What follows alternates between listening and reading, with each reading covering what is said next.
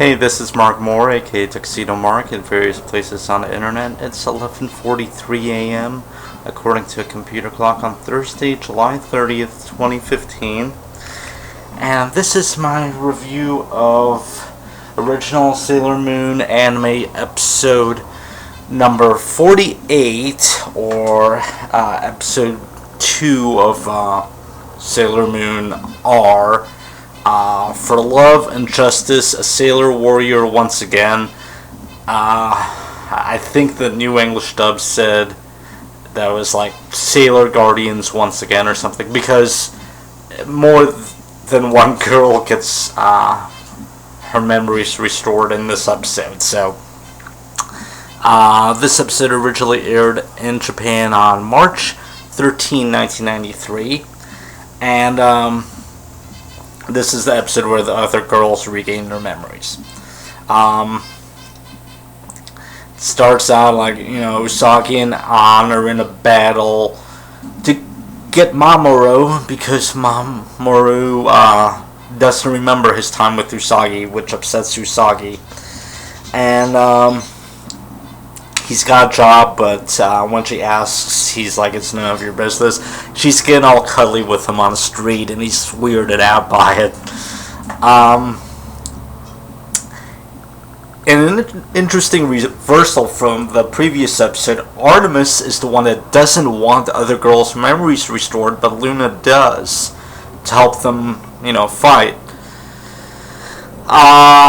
Usagi comes home, and I looked at an interesting background detail. There's a wall calendar right next to the front door in the living room, and I assume that it starts on Sunday because all of those days are like red. I assume that it's laid out like a US calendar, but anyway, I tried to compare it to all of the months in the 1993 calendar, and it doesn't match up. Okay, it starts on a Monday, presumably, which February and March of 1993 did start on a Monday, but it has 29 days. Yeah, 29 days. That just does not fit.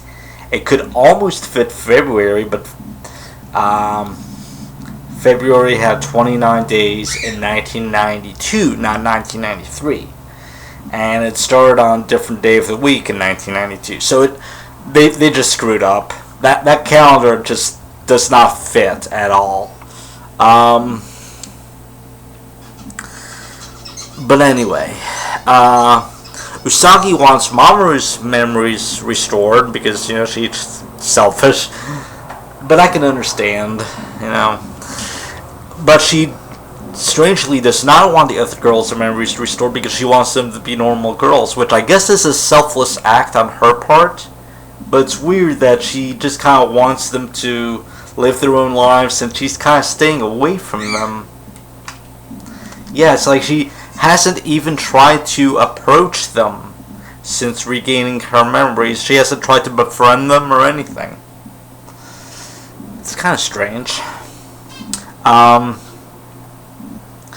Anyway,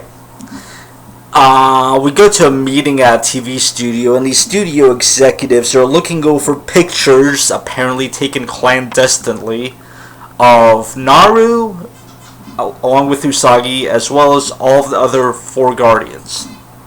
Apparently to audition them for some... They were scouting for some TV series, for some fresh faces, and they want to invite these girls in for an audition. The fact that they picked all of these girls is quite a coincidence. I mean, they dismissed Usagi. They're like, forget her. Because Usagi was being a klutz in the photo or whatever, or had a sports injury or something. But anyway, so Naru and the other 4 Guardians get called in to the TV station. This does not seem to be Ale and Ann's doing, because they show up at the meeting and they're like, well, what do you think of these girls? And they seem to have a lot of energy. So they were not the ones that were responsible for picking these girls specifically.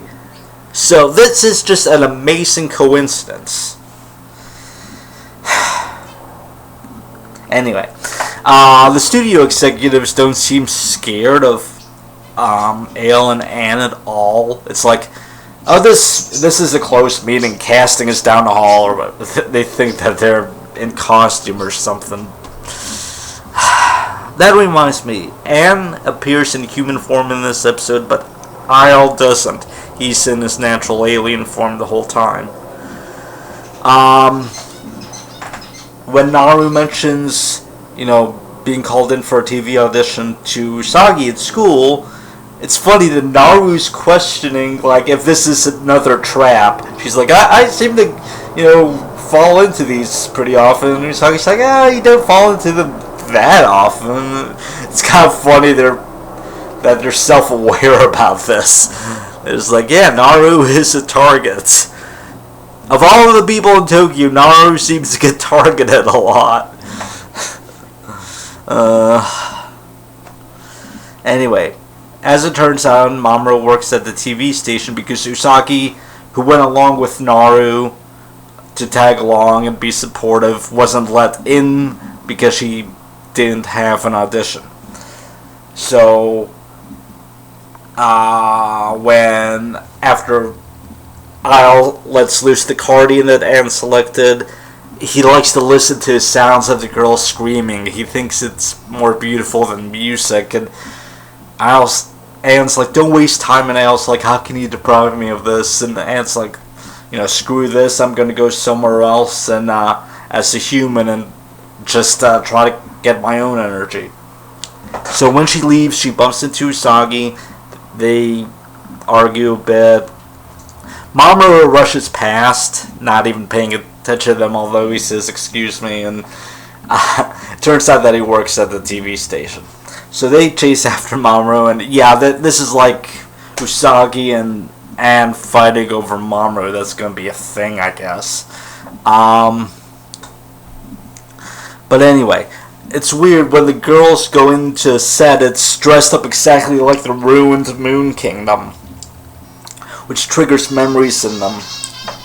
In fact, when they arrived outside the station, they, except for Naru, who arrived with Usagi separately, they have this feeling that they know each other, but it's very vague and they can't remember exactly. But the fact that all of them have this feeling, and they haven't really explored further.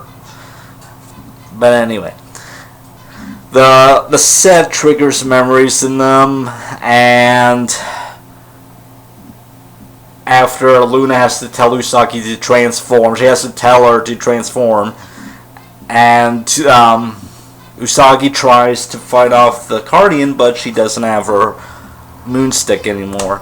So Ray's like, it's funny, that girl's totally useless. Yeah. So, but the girls are capable of defending themselves, even if they're not Guardians.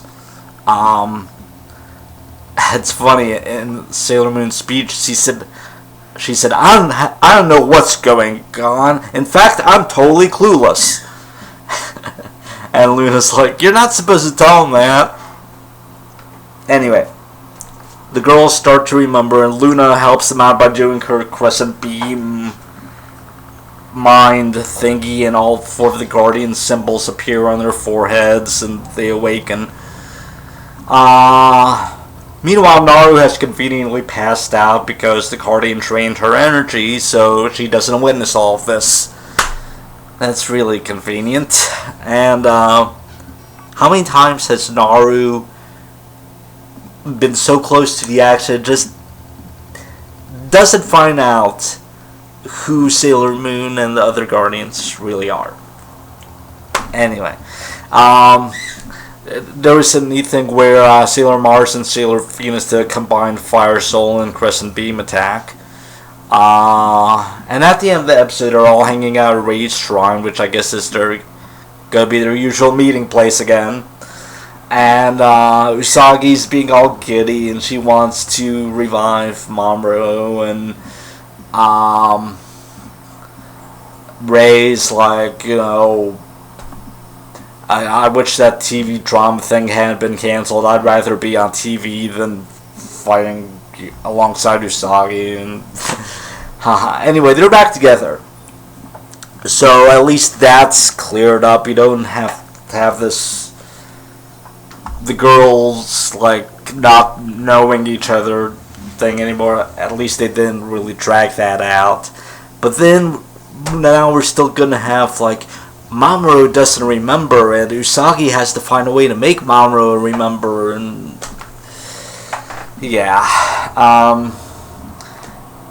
Again, this is a change from the manga where no memory wipe ever occurred in the manga. This was all added for the anime to stretch things out. But you know what? This is the shortest story arc of the entire anime. And the next arc, the romance arc that deals with, the Black Moon arc, it's going to be only 30 episodes long.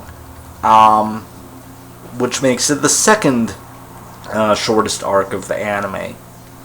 So, yeah. The longest arc of the anime was the first season, the Dark Kingdom arc. So we're past that. We're in shorter territory now.